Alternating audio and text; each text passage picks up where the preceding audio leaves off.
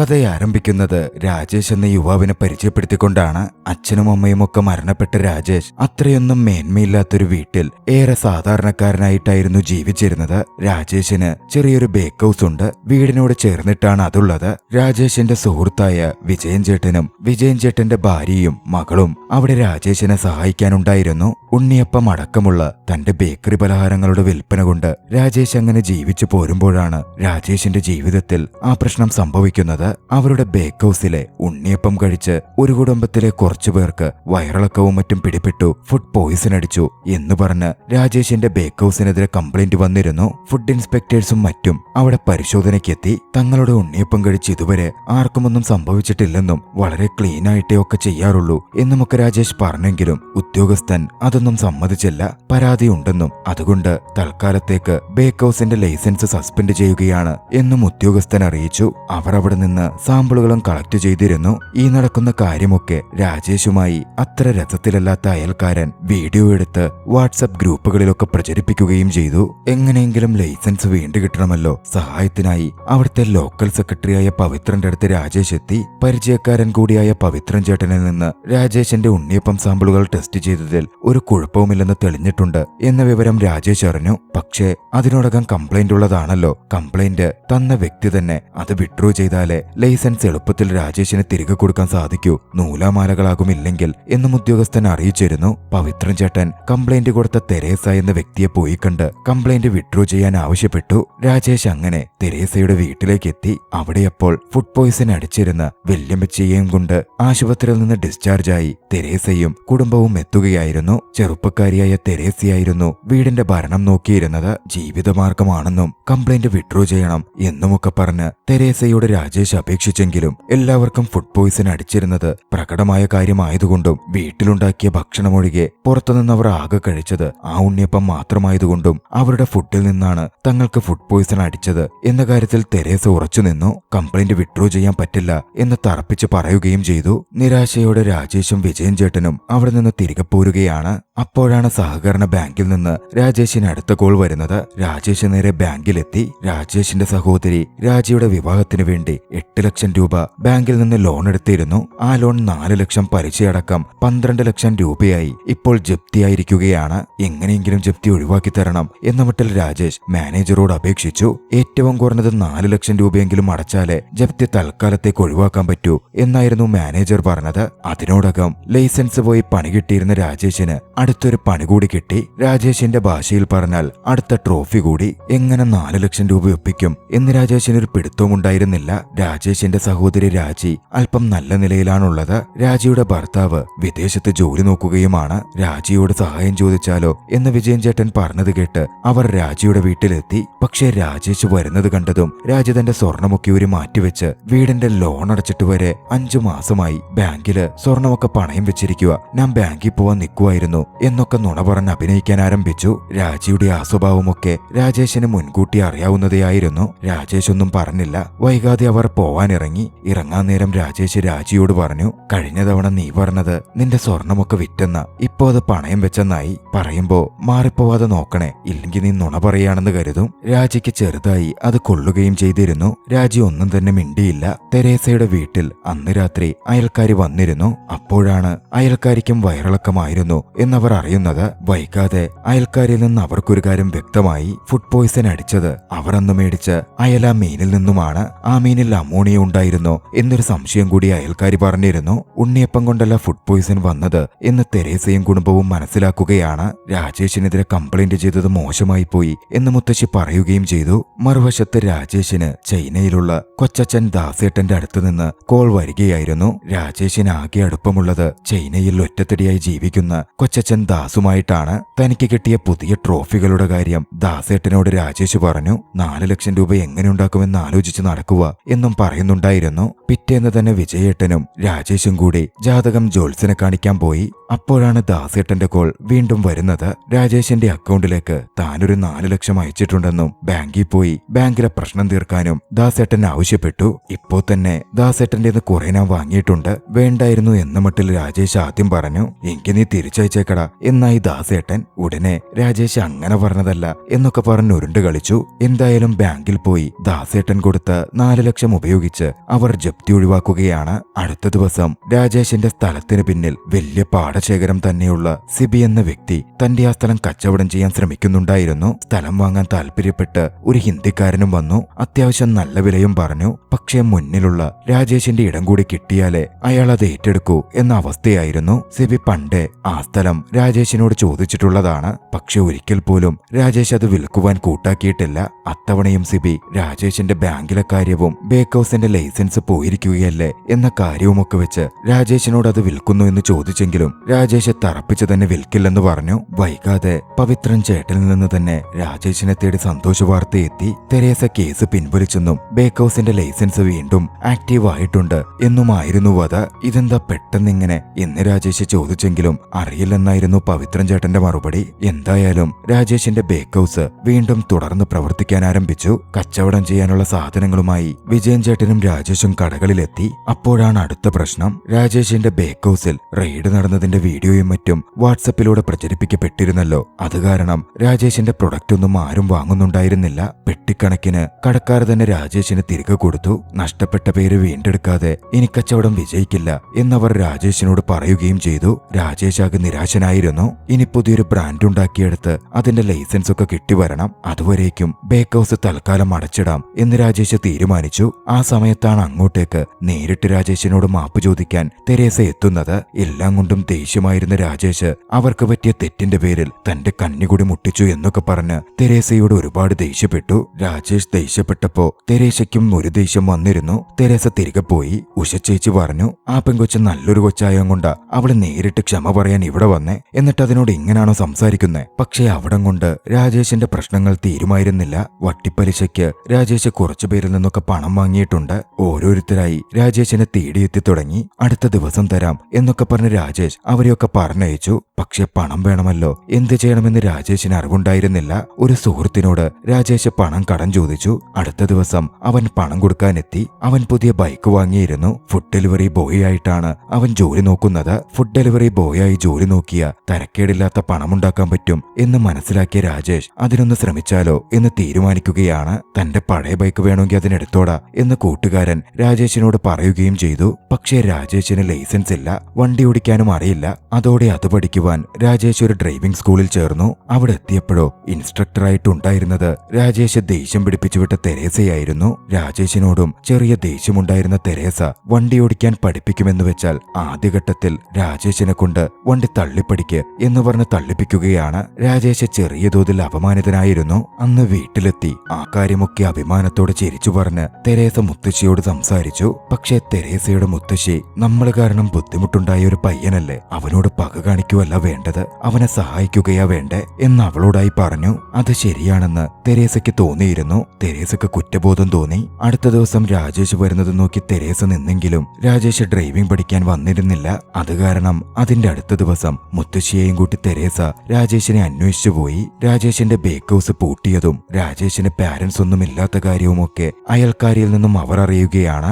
അതോടെ അവർക്ക് കൂടുതൽ വിഷമം തോന്നി. രാജേഷ് മീൻ പിടിക്കുന്ന ജോലിയിലേക്ക് കടന്നിരുന്നു. അതുകൊണ്ട് അവർ അവിടെ ചെന്ന് രാജേഷിനെ കണ്ടു. തങ്ങൾ കാരണം വന്നുപോയ തെറ്റിന് തെരേസയെ കൊണ്ട് മുത്തശ്ശി മാപ്പ് ചോദിപ്പിച്ചു. തെരേസ രാജേഷിനോട് ഡ്രൈവിംഗ് പഠിക്കാൻ വരാനും താനിന് വണ്ടി തള്ളിപ്പിക്കുകയൊന്നുമില്ല എന്നും അവനോട് പറഞ്ഞ് ക്ഷമ ചോദിക്കുകയും ചെയ്തു. പിന്നീട് അവരുടെ സൗഹൃദം ആരംഭിക്കുകയായിരുന്നു. രാജേഷ് പെട്ടെന്ന് തന്നെ ഡ്രൈവിംഗ് പഠിച്ച് ലൈസൻസ് എടുത്തു. ഫുഡ് ഡെലിവറി ബോയായി ജോലി നോക്കാൻ തുടങ്ങി. ഇതിനിടയിൽ തെരേസയുമായും രാജേഷ് നല്ല കൂട്ടായി മാറിയിരുന്നു. തെരേസ ഇടയ്ക്ക് ഇവന്റ് പ്രോഗ്രാമിലൊക്കെ പോകും. തെരേസ തന്നെ ലൈവ് ജിലേബി ഉണ്ടാക്കുന്ന ഇവന്റിലെ പരിപാടി രാജേഷിന് പിടിച്ചുകൊടുത്തു. രാജേഷിനെ പുതിയ ഫുഡ് ബ്രാൻഡ് ഉണ്ടാക്കാനുമൊക്കെ അവൾ സഹായിക്കുകയും ചെയ്തു. തെരേസയുടെ വീട്ടിലും മുത്തശ്ശിക്കൊന്നും അതിനെതിർപ്പുണ്ടായിരുന്നില്ല. ഒരു ദിവസം അതുപോലെ തെരേസയുടെ വീട്ടിലിരിക്കുമ്പോഴാണ് അത്യാവശ്യമായി വീട്ടിലേക്ക് വരാൻ പറഞ്ഞ് രാജേഷിന് ഉഷച്ചേച്ചിയുടെ കോൾ വരുന്നത്. രാജേഷും വിജയൻ ചേട്ടനും വേഗം വീട്ടിലേക്ക് ചെന്നു. അവിടെ ചെന്നപ്പോഴോ വീട്ടിലെ വരാന്തയിൽ ഒരു ചൈനീസുകാരി ഇരിക്കുന്നു. രാജേഷിന് ഒരു പിടുത്തവും കിട്ടിയില്ല. കയറി ചെന്ന് രാജേഷ് അറിയാവുന്ന മുറി ഇംഗ്ലീഷിൽ ആരായെന്ന് ചോദിച്ചപ്പോ തന്റെ പേര് ഷെൻചോങ് എന്നാണെന്നും ചൈനയിൽ നിന്നുമാണെന്നും ആ ചൈനക്കാരി പറഞ്ഞു. പതിവില്ലാതെ ഗ്രാമത്തിൽ ചൈനീസുകാരി വന്നത് കണ്ട് അയൽവക്കക്കാരൊക്കെ തടിച്ചുകൂടിയിരുന്നു. പിന്നാലാണ് കാര്യങ്ങൾ വ്യക്തമാകുന്നത്. ഷൻ യാഥാർത്ഥ്യത്തിൽ ദാസേട്ടന്റെ പരിചയക്കാരിയായിരുന്നു. രാജേഷിന്റെ കൊച്ചച്ഛൻ ദാസ് ചൈനയിൽ വെച്ച് കാർഡിയാക് അറസ്റ്റ് മൂലം മരണപ്പെടുന്നതിന് മുമ്പ് തന്റെ ചിതാഭസ്മം രാജേഷ് പുഴയിലൊഴുക്കണം എന്നതായിരുന്നു അദ്ദേഹത്തിന്റെ അവസാന ആഗ്രഹം. ചെൻ അത്തരത്തിൽ ചിതാഭസ്മവുമായി വന്നിട്ടുള്ളതാണ്. ചെൻ പറഞ്ഞ മുഴുവൻ കാര്യങ്ങളും രാജേഷിന് മനസ്സിലായില്ലെങ്കിലും ദാസേട്ടൻ മരണപ്പെട്ടു എന്ന കാര്യം അവൻ തിരിച്ചറിഞ്ഞിരുന്നു. രാജേഷ് വേദനയോടെ കരഞ്ഞു. വൈകാതെ ചിതാഭസ്മം നിമഞ്ജനം ചെയ്യുന്ന ചടങ്ങുകളിലേക്ക് കടക്കുകയാണ്. ദുഃഖം അഭിനയിച്ച് രാജേഷിന്റെ സഹോദരി രാജിയും അങ്ങോട്ടേക്ക് എത്തിയിരുന്നു. രാജി വൈകി വന്നത് പണച്ചെലവുണ്ടാകുമോ എന്ന് ഭയന്നുകൊണ്ടാണ്. എന്ന ആ സമയം വിജയൻ ചേട്ടൻ രഹസ്യമായി അഭിപ്രായപ്പെടുകയും ചെയ്തിരുന്നു. വൈകാതെ ചടങ്ങുകൾ കഴിഞ്ഞപാടെ മോളെ അടുത്ത വീട്ടിലാക്കിയിട്ടാ വന്നേ, ഞാൻ പോവട്ടെ രാജേഷ് എന്നും പറഞ്ഞ് പണച്ചെലവുണ്ടാകുമെന്ന് കരുതി രാജി അവിടെ നിന്ന് രക്ഷപ്പെട്ടു. ഇതേ സമയം വിജയൻ ചേട്ടൻ പറഞ്ഞിട്ട് തെരേസയും ഷെന്നും സംസാരിക്കുകയായിരുന്നു. ഷെൻ എപ്പോഴാ മടങ്ങിപ്പോകുന്നത് എന്ന് വിജയൻ ചേട്ടൻ ചോദിക്കാൻ പറഞ്ഞിരുന്നു. അക്കാര്യമായിരുന്നു തെരേസ സംസാരിച്ചുകൊണ്ടിരുന്നത്. അതൊക്കെ ചോദിക്കുന്നത് മോശമല്ല വിജയൻ ചേട്ടാ, ഒരാഴ്ച കഴിയുമ്പോൾ അവര് പൊക്കോളും, ദാസേട്ടന്റെ കൂട്ടുകാരിയല്ലേ എന്ന് രാജേഷ് അഭിപ്രായപ്പെടുകയും ചെയ്തു. പക്ഷെ തെരേസ വന്ന് രാജേഷിനോട് സംസാരിച്ചപ്പോഴാണ് കാര്യങ്ങളുടെ സീരിയസ്നെസ് മനസ്സിലാകുന്നത്. ദാസേട്ടൻ രാജേഷിന് പലപ്പോഴായി 8 ലക്ഷം രൂപ കൊടുത്തിരുന്നു. ആ പണം മുഴുവൻ ഷെന്നിന്റെന്ന് കടം വാങ്ങിക്കൊടുത്തതാണ്. ആ പണം തിരികെ വാങ്ങാനും കൂടി ആയിട്ടാണ് അവൾ വന്നിരിക്കുന്നത്. രാജേഷ് അക്ഷരാർത്ഥത്തിലൊന്ന് ഞെട്ടിയിരുന്നു. പെട്ടെന്നിങ്ങനെ പണം കൊടുക്കും? രാജേഷിനൊരു പിടിയും കിട്ടിയില്ല. എന്നിരുന്നാലും കുറച്ച് സാവകാശം വേണം, താൻ തരാമെന്ന് രാജേഷ് തെരേസ മുഖാന്തിരം ഷെന്നിനെ അറിയിച്ചു. ഷെന്നിനും ചിരിയോടെ ഓക്കെ പറഞ്ഞു. അന്ന് രാത്രിയിൽ എന്തു ചെയ്യും എന്നതിനെപ്പറ്റി രാജേഷ് വിജയൻ ചേട്ടനോട് സംസാരിച്ചു. രാജേഷിന്റെ നിസ്സഹായാവസ്ഥ അറിയാവുന്ന വിജയൻ ചേട്ടൻ, അവൾ എന്തായാലും ഇവിടെ താമസിക്കുവല്ലേ, നീ അവളോട് കുറച്ച് കമ്പനിയൊക്കെ ആവ്, ചൈനീസുകാരിയാണല്ലോ, അവളുടെ പണമൊക്കെ ഉണ്ടാകും. അവസാനം നീ നിന്റെ പ്രാരാബ്ദമൊക്കെ അവളോട് പറയുമ്പോ അവൾ നിന്റെ അവസ്ഥ മനസ്സിലാക്കി എനിക്ക് പണമൊന്നും വേണ്ട രാജേഷ് എന്ന് പറഞ്ഞ് തിരികെ പൊക്കോളും എന്ന് പറഞ്ഞു. എന്തായാലും ഷെൻ രാജേഷിന്റെ വീട്ടിൽ താമസം തുടങ്ങി. നാട്ടുംപുറത്തെ ആ കാഴ്ചകളും പല കാര്യങ്ങളും ഷെന്നിന് കൗതുകമുള്ളതായിരുന്നു. അതൊക്കെ ഷെൻ എൻജോയ് ചെയ്തുകൊണ്ടിരുന്നു. പതിയെ രാജേഷും ഷെന്നും തമ്മിൽ ഒരു സൗഹൃദവും ഉടലെടുത്തു. അങ്ങനെയിരിക്കെ ഒരു ദിവസം സഖാവ് പവിത്രൻ രാജേഷിന്റെ വീട്ടിലെത്തിയിരുന്നു. ഷെന്നുമായി പവിത്രൻ പരിചയപ്പെടുകയും ചെയ്തു. കമ്മ്യൂണിസ്റ്റ് ചൈനയിൽ നിന്ന് വന്ന അവൾ ഒരു കമ്മ്യൂണിസ്റ്റുകാരിയായിരിക്കും എന്ന സന്തോഷത്തിലും മറ്റുമായിരുന്നു പവിത്രൻ സംസാരിച്ചത്. പവിത്രൻ പറയുന്നതിൽ പലതും ഷെന്നിന് മനസ്സിലാവുകയും ചെയ്യുന്നുണ്ടായിരുന്നില്ല. ചൈനയിലെ പാർട്ടിയെ പറ്റിയൊക്കെ എനിക്ക് അറിയണമെന്നുണ്ട്, നന്നായി ഇംഗ്ലീഷ് അറിയാവുന്ന ആളെയും കൊണ്ട് ഞാൻ സംസാരിക്കാൻ വരാട്ടോ എന്നൊക്കെ പറഞ്ഞ് പവിത്രൻ അന്ന് അവിടെ നിന്ന് പോയി. അടുത്ത ദിവസം US എംബസി ഓഫീസിലേക്ക് ഷെൻ പോയിരുന്നു. ഷെൻ അമേരിക്കയിലേക്ക് പോവാൻ ശ്രമിക്കുന്നുണ്ട്. അതുമായി ബന്ധപ്പെട്ടിട്ടുള്ള ഇന്റർവ്യൂ മീറ്റിംഗ് ആയിരുന്നു അത്. മീറ്റിംഗിന് പോയ ഷെൻ തിരികെ രാജേഷിന്റെ സ്ഥലത്തേക്ക് എത്തി. വീട്ടിലേക്ക് പോകുന്ന വഴിയിൽ നാട്ടിലെ പ്രശ്നക്കാരനായ റെജി അവളെ കടന്നുപിടിക്കാൻ ഒരു ശ്രമം നടത്തി. റെജിയെ അടിച്ചിട്ട് ഷെൻ വീട്ടിലെത്തുകയാണ്. വഴിയിൽ രണ്ടുപേർ തന്നെ ഉപദ്രവിക്കാൻ ശ്രമിച്ചു എന്ന് വന്നെത്തിയ പാടെ ഷെൻ രാജേഷിനോട് പറഞ്ഞെങ്കിലും ഇംഗ്ലീഷ് അറിയാത്ത രാജേഷിന് അത് മനസ്സിലാവുന്നുണ്ടായിരുന്നില്ല. പക്ഷെ തൊട്ടുപുറകെ ഷെൻ തന്നെ അടിച്ചിട്ട് പോന്നതുകൊണ്ട് അതിന്റെ ദേഷ്യത്തിൽ റജിയും ഷാഫിയും കൂടി അവളെ ആക്രമിക്കുവാൻ രാജേഷിന്റെ വീട്ടിലെത്തി. രാജേഷ് തടയാൻ നോക്കിയെങ്കിലും അവിടെ ചെറിയൊരു ഫൈറ്റ് ഇറങ്ങിയേറുകയാണ്. രാജേഷിന് മേൽ റജി മേൽക്കൈ നേടിയിരുന്നു. അത് കണ്ടുകൊണ്ടാണ് ടോയ്ലറ്റിലായിരുന്ന ഷെൻ ഇറങ്ങി വരുന്നത്. ഒട്ടും മടിച്ചില്ല. ഷെൻ ഓടിവന്ന് റജിയെയും ഷാഫിയെയും ചവിട്ടി താഴെയിട്ടു. മാർഷൽ ആർട്സ് അറിയാവുന്ന അവൾക്ക് അവരിരുവരെയും എതിരിടുക ഒരു കാര്യമേ ആയിരുന്നില്ല.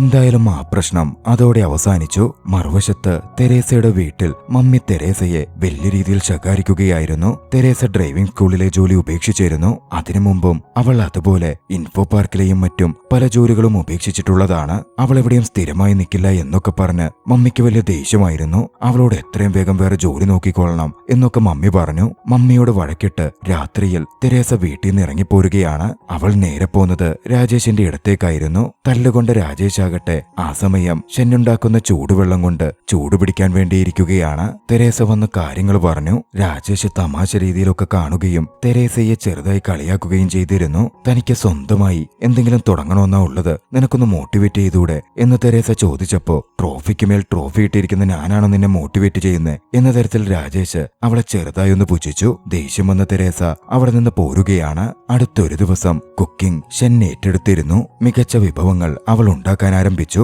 ആ സമയമാണ് തെരേസയും മുത്തശ്ശിയും അങ്ങോട്ടേക്ക് വരുന്നത്. വിജയൻ ചേട്ടൻ രാജേഷിനോട്, എന്തായാലും ഷെന്നിന് കൊടുക്കാൻ നിന്റെ പണമൊന്നുമില്ല, എത്രയും വേഗം അവളോട് ഇവിടെ നിന്ന് പൊക്കോളാൻ പറ എന്ന മട്ടിൽ തെരേസയെ കൊണ്ട് പറയിപ്പിക്കുന്നു. സംസാരിക്കുവാൻ പറഞ്ഞു. രാജേഷ് തെരേസയെ വിളിച്ച് അത് പറയാൻ നിന്നെങ്കിലും മടി കാരണം വിക്കിക്കൊണ്ടിരിക്കുകയായിരുന്നു. എന്താ രാജേഷ്, പ്രേമം വല്ലതുമാണോ എന്ന മട്ടിലൊക്കെ തെരേസ ചോദിച്ചു. ഏയ് അതല്ല, എന്തേ പ്രേമിച്ചൂടെ എന്നായി തെരേസയുടെ മറുചോദ്യം. രാജേഷ് കിടന്ന് വെമ്പുന്ന കണ്ട് ഒടുവിൽ വിജയൻ ചേട്ടൻ തന്നെ വന്ന് തെരേസയോട് കാര്യം പറഞ്ഞു. തെരേസയും അക്കാര്യം ഷെന്നിനോട് സംസാരിക്കാം എന്ന് സമ്മതിക്കുകയാണ്. ഷെന്നുണ്ടാക്കിയ വിഭവങ്ങൾ അവരേവരും കഴിച്ചിരുന്നു. എല്ലാവർക്കും അതെല്ലാം ഇഷ്ടപ്പെട്ടു. ശേഷം കൈ കഴുകുന്ന സമയം തെരേസ ഷെന്നിനോട് സംസാരിച്ചു. ഇതൊക്കെ ചൈനീസ് ഫുഡാണോ എന്നവൾ ചോദിച്ചപ്പോ അല്ല, ടിബറ്റൻ ഫുഡാണ് എന്നായിരുന്നു ഷെന്നിന്റെ മറുപടി. ടിബറ്റൻ എന്നത് അവളെ അല്പം കൺഫ്യൂസ്ഡ് ആക്കി. പിന്നെയാണ് ഷെൻ കാര്യങ്ങൾ അവളോട് തുറന്നു പറയുന്നത്. പറഞ്ഞ ശേഷം ഷെൻ വിതുമ്പുകയും ചെയ്യുന്നുണ്ടായിരുന്നു. തെരേസ താൻ മനസ്സിലാക്കിയ കാര്യങ്ങൾ രാജേഷിനടുക്കൽ വന്നു പറഞ്ഞു. വിചാരിച്ച പോലെ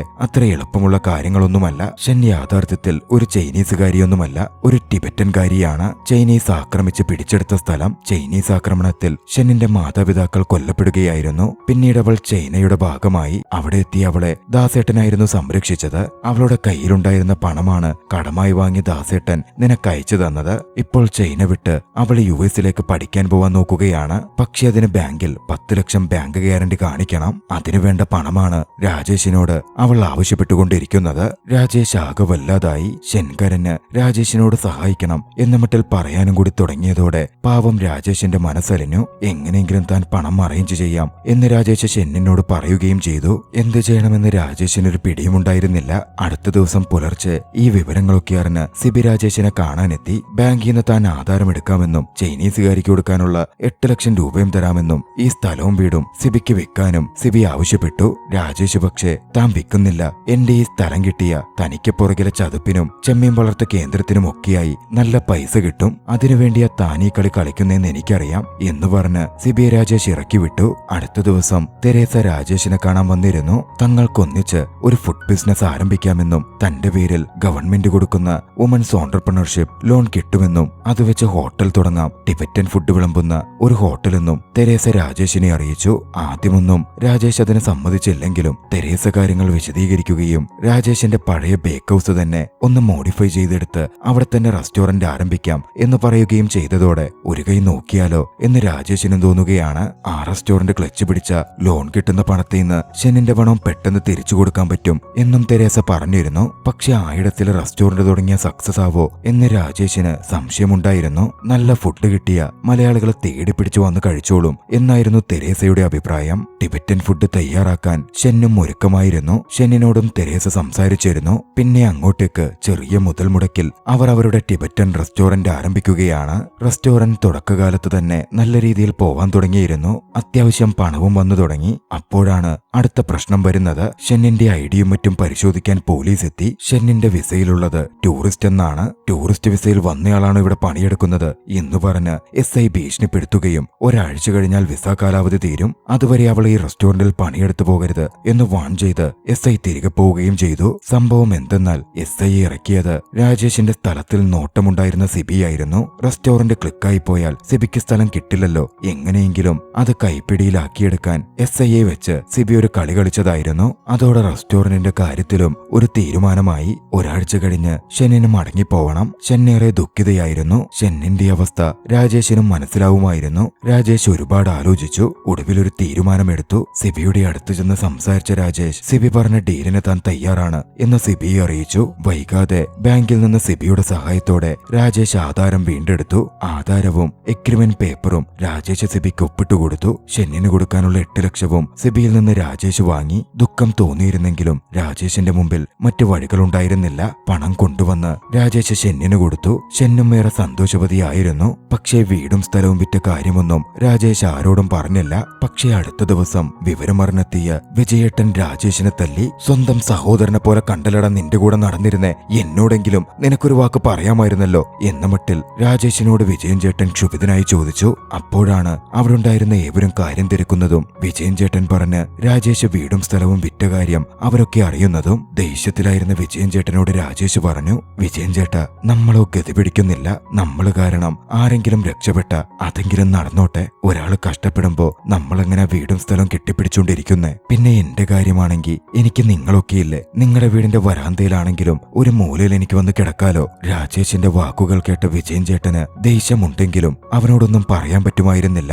അപ്പോഴേക്കും ഷൻ തയ്യാറായി വന്നിരുന്നു. തെരേസയ്ക്കൊപ്പം ഒന്ന് പുറത്തു പോവാൻ വേണ്ടിയായിരുന്നു അത്. അവരിരുവരും പുറത്ത് സാന്റാമോണിക്ക ഓഫീസിൽ പോയി. അപ്പോഴാണ് ഷെന്നിന്റെ വിസ റിജക്ട് ചെയ്യപ്പെട്ടെന്നും ചൈനീസ് കമ്മ്യൂണിസ്റ്റുകളെയൊക്കെ പൊതുവെ അമേരിക്ക സ്വീകരിക്കാറില്ലെന്നും വിസ റിജക്ട് ചെയ്യാറുണ്ട് എന്നും അവിടുത്തെ എംപ്ലോയി പറയുന്നത്. താൻ ചൈനീസ് അല്ല, ടിബറ്റനാണ് എന്ന് ഷൻ ദേഷ്യത്തിലും സങ്കടത്തിലും പറഞ്ഞു. പക്ഷെ നിങ്ങളുടെ പാസ്പോർട്ട് ചൈനീസ് ആണല്ലോ എന്നായിരുന്നു എംപ്ലോയിയുടെ മറുപടി. ആകെയുണ്ടായിരുന്ന പ്രതീക്ഷയും നഷ്ടപ്പെട്ട ഷെന്നിന് വല്ലാതെ ദേഷ്യം വന്നിരുന്നു. പുറത്തേക്ക് ഇറങ്ങി വന്ന അവൾ കണ്ടത് കമ്മ്യൂണിസ്റ്റ് കൊടികൾ കെട്ടുന്ന പ്രവർത്തകരെയാണ്. തന്റെ പാരന്റ്സിനെ കൊന്ന, തന്റെ ജീവിതം തന്നെ ഇല്ലാതാക്കിയ കമ്മ്യൂണിസ്റ്റുകളോട് വല്ലാത്ത വെറു തോന്നി അവൾക്ക് ആ കൊടി കണ്ട് ആക്രമണം നടത്തണമെന്ന് തോന്നി. പക്ഷേ ഭാഗ്യവശാൽ അപ്പോഴേക്കും തെരേസ വന്നതുകൊണ്ട് അവളത് ഉപേക്ഷിച്ച് തെരേസയ്ക്കൊപ്പം പോവുകയാണ്. അന്ന് രാത്രിയിൽ ഷൻ ഒരുപാട് കരഞ്ഞു, ആലോചിച്ചു. ശേഷം പണവുമായി രാജേഷിന്റെ അടുത്തെത്തി ആ പണം രാജേഷിന് കൈമാറി. തനിക്ക് വേണ്ടി രാജേഷ് വീട് വിറ്റില്ലേ, ആ വീട് നഷ്ടപ്പെടുത്തരുത്, രാജേഷ് അത് വീണ്ടെടുക്കണം എന്നവൾ ആവശ്യപ്പെട്ടു. പൂർണ്ണമായും രാജേഷിനത് മനസ്സിലായില്ലെങ്കിലും കുറച്ചൊക്കെ അവനത് മനസ്സിലാവുമായിരുന്നു. പിറ്റേന്ന് വിജയൻ ചേട്ടനൊപ്പം രാജേഷ് സിബിയുടെ വീട്ടിലെത്തി. ആ പണം കൊടുത്ത് ആധാരം തന്നാൽ അത് ബാങ്കിൽ പണയം വെച്ച് ബാക്കി പണം കൂടി തിരിച്ചു തരാം എന്ന് രാജേഷ് പറഞ്ഞെങ്കിലും സിബി തന്റെ ദുഷ്ട സ്വഭാവം പുറത്തെടുത്തു. ഞാനെന്താടാ അപ്പ പൊട്ടനോ എന്ന് ചോദിച്ച് ദേഷ്യപ്പെട്ട് പണവും രാജേഷിന്റെ കയ്യിൽ കൊടുത്ത് വിജയൻ ചേട്ടനെയും രാജേഷിനെയും സിബി വീട്ടിൽ നിന്ന് തന്നെ ഇറക്കി വിട്ടു.